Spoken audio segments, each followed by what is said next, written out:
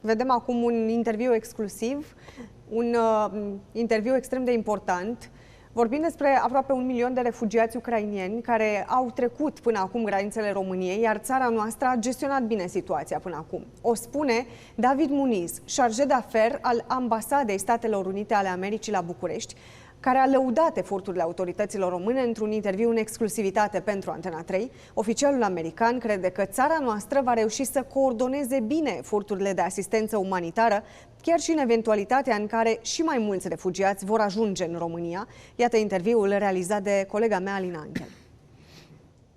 Chargé d'affaires, thank you so much for taking the time to speak with us. And I would like to start by thinking about what Ambassador Thomas Greenfield said back in March, that when she praised Romania's efforts and Romanians' efforts to support the Ukrainian refugees, if you'd like to say something about this as well. Sure. I mean, you know, Ambassador Thomas Greenfield is a fantastic leader in our department and a real role model for so many people. I was really happy when she had an opportunity to visit.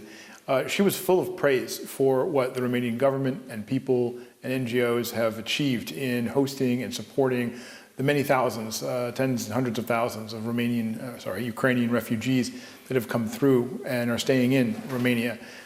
She's a veteran of service in Africa, and she's seen a lot of war-torn countries, so she knows what she's speaking about when she says this, and she was very, very impressed.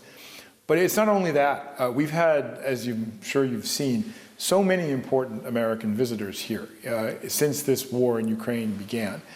We had, of course, the Vice President, Ambassador Thomas Greenfield. We have had many, many members of Congress come through. At this point, I think it's more than 20 members of our Congress that have visited here in recent weeks. All of them have praised the amazing response that the Romanian government and its people and its NGOs have assembled. And it's been an impressive effort.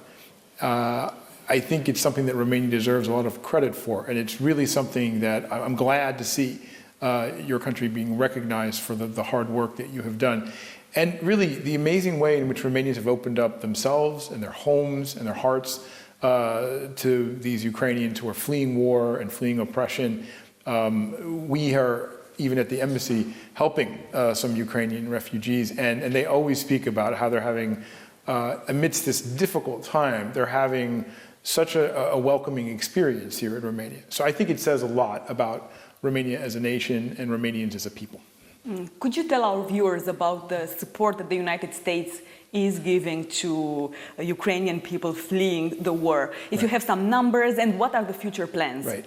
Well, there was a commitment towards the end of March by President Biden of up to $1 billion in humanitarian assistance for Ukraine.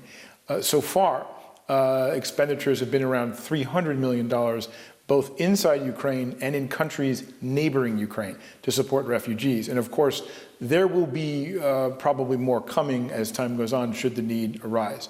A lot of U.S. assistance is given through not only the U.S. Agency for International Development, but also through some of the UN agencies as well.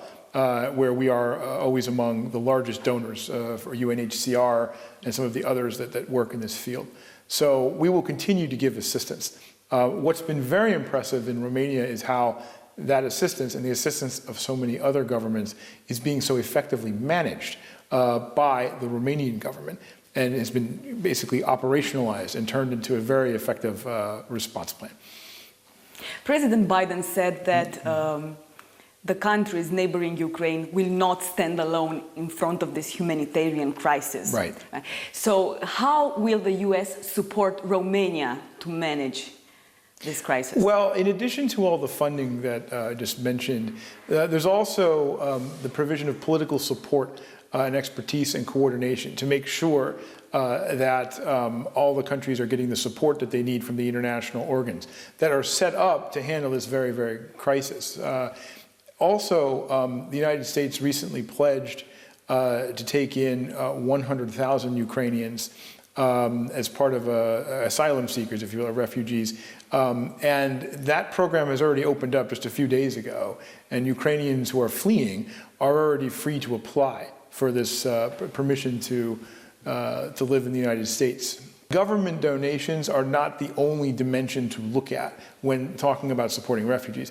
So many individual Americans have donated all manner of things, mostly money, to this effort. I can tell you, for example, even in my own family, we've had family and friends donating a significant amount of money for individuals, which has been put into the effort to purchase supplies and supporting materials for refugees. And so we don't even have a count yet of the amount of private donations that have been put forward, but I would estimate it's at least in the millions, if not more, in the tens of millions of dollars, just for Romania and for the region. Well, there are well-known international NGOs that are usually good places to go if you want to give money. I mean, some of them, and this is by no means exhaustive, but I know, the Red Cross, for example, Catholic Relief Services has been very active. There's an organization called World Central Kitchen, which I think has been extremely active in helping to feed refugees, particularly at the train station here in Bucharest, Gare du Nord, and in other locations, and any number of other organizations. We can, in fact, for your viewers, we'd be happy to provide you with a more thorough list. The list is growing all the time. But there's many good and reputable organizations that work in Romania and work through, it's very important to understand, these organizations don't just come with their own people. They work through Romanian NGOs and Romanian organizations to deliver assistance. Hard to say. I mean, we can all see what's going on in Ukraine. We certainly hope that the war will come to an end as soon as possible. We all hope and pray for this. It does seem to be getting more intense, and there is the chance that at some point there will be more refugees coming.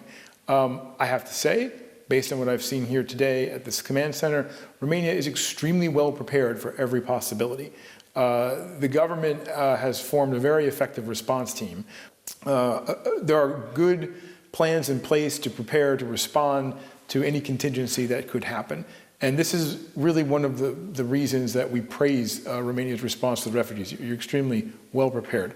Sadly, in many other parts of the world, when disasters happen and things like this happen, people are not prepared, and often you see terrible images that come out of that. We have not seen that here. We've seen the opposite, and that gives us hope. No, just again, very impressed to see Dr. Arafat and his team working so closely. Your interagency coordination is what we call it in the U.S. government, all your government agencies working together. It's very impressive to see that, and I think the Romanian people should know how much of an effort is going into that. And again, thank you to all the Romanian people for what you've done to support Ukraine. We all have to stand together. We all have to stand together to support Ukraine as it faces this horrible, unjustified, illegal Russian attack. Ukraine is resisting. We will continue to support Ukraine together as allies and partners. And again, thank you to Romania for your contribution to that.